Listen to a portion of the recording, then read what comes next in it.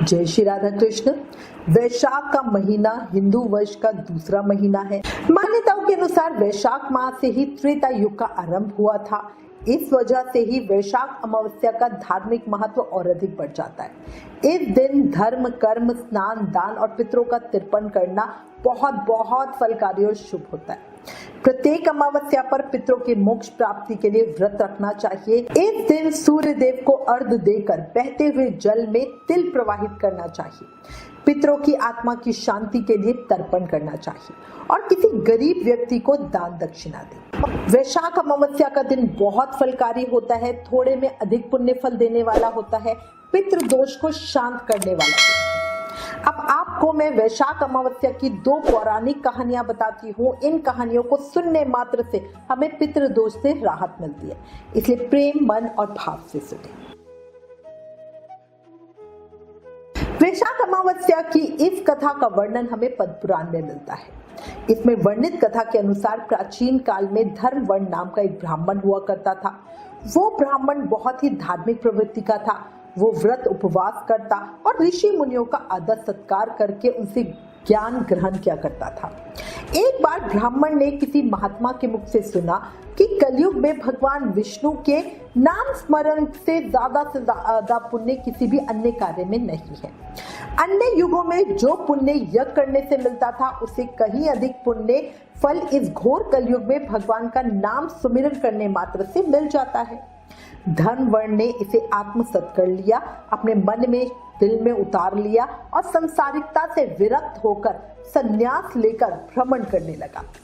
एक दिन भ्रमण करते करते वो पितृलोक जा पहुंचा। वहां धर्मवर्ण के पितर बहुत कष्ट में थे। पितरों ने उसे बताया कि उनकी ऐसी हालत धर्मवर्ण के संन्यास लेने के कारण हुई है, क्योंकि अब उनके लिए पिंडदान करने वाला कोई शेष बचा ही नहीं है। उसके बाद उसी के पितर ने उसे प्रार्थना करते हुए कहा कि यदि तुम वापस जाकर गृहस्थ जीवन की शुरुआत करो, संतान उत्पन्न करो, तो हमें राहत मिल सकती है। साथ ही वैशाख अमावस्या के दिन विधि विधान से पिंडदान करो। धर्मवर्ण ने उन्हें वचन दिया कि वो उनकी अपेक्षाओं को जरूर ही पूर्ण करेगा।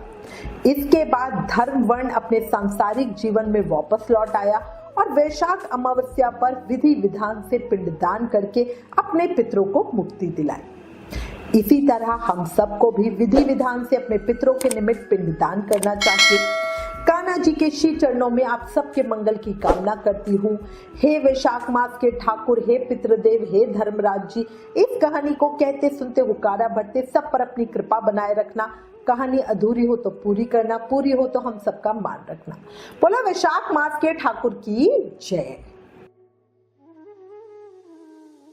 वैशाख अमावस्या का दिन पितरों को तर्पण करने, स्नान, दान और पुण्य कर्म करने के लिए बहुत शुभ माना जाता है। मान्यता है कि इस दिन किया गया एक छोटा सा पुण्य कर्म भी 100 गुना फल देने वाला होता है। इसी के विषय में हमें एक पौराणिक कहानी मिलती है, जिसके अनुसार बहुत प्राचीन समय की बात है, काशी में ध्रुव नाम का एक ब्राह्मण रहता था। वो अत्यंत निर्धन था, पर धर्मनिष्ठ और कर्मठ था। उसके माता पिता बहुत वृद्ध हो चुके थे और सेवा के लिए पूर्णतः ध्रुव पर ही निर्भर थे।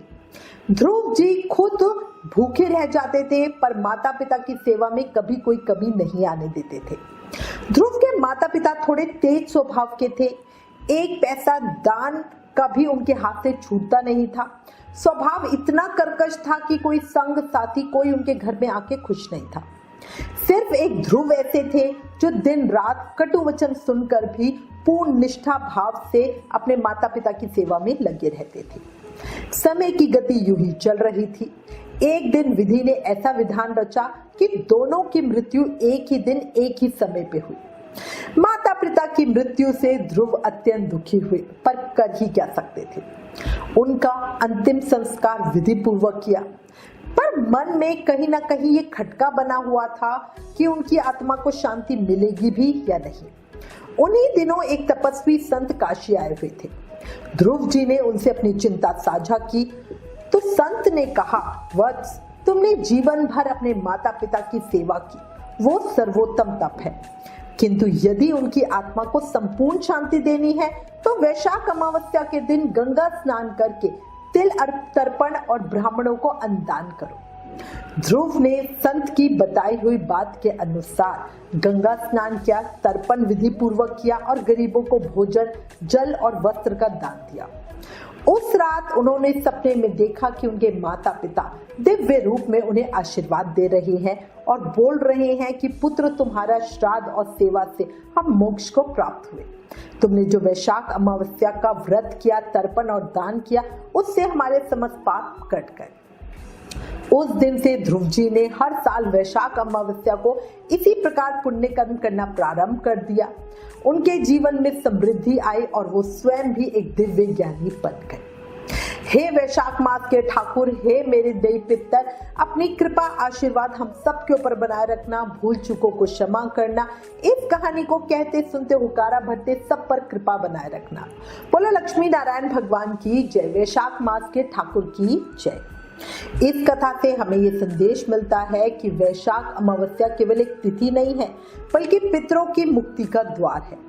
इस दिन श्रद्धा से किया गया दान, तर्पण और स्नान न केवल पूर्वजों को शांति देता है, बल्कि जीवन में सुख, शांति और मोक्ष की ओर भी हमें बढ़ाता है। इसलिए जो भी बन सके वैशाख अमावस्या पर पितरों के निमित्त करना जरूर। और अगर ये कहानी पसंद आए तो प्लीज इसे ज्यादा से ज्यादा शेयर करके सबको जानकारी दो, ये भी एक सेवा है। Please like, share and subscribe. Thank you. जय श्री राधा कृष्ण।